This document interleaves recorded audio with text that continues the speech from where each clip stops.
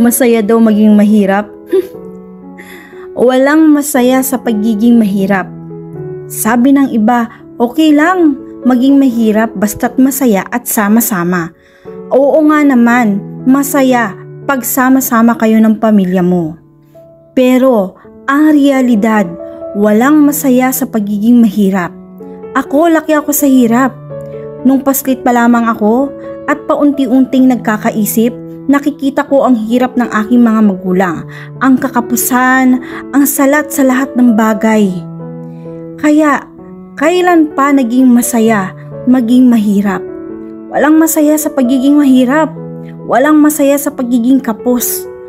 Kapos ka sa pambili ng mga gamit, kapos ka sa pambili ng pagkain nyo araw-araw.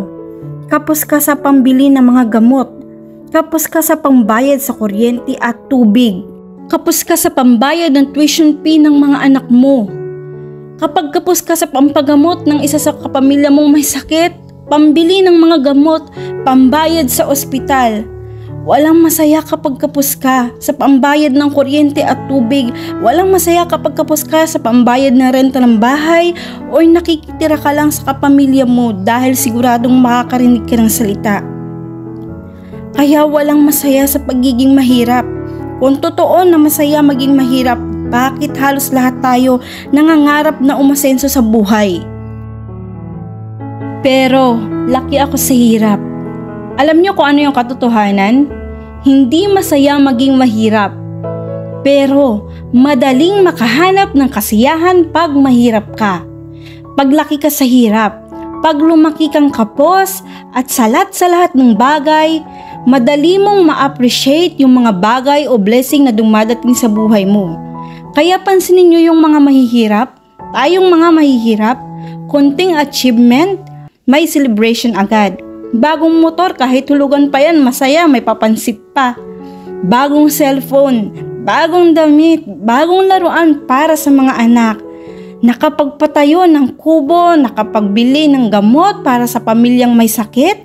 Kahit ubos ang pera niyan, nakangiti pa rin yan. Ganon kasi mag-appreciate yung mga mahihirap.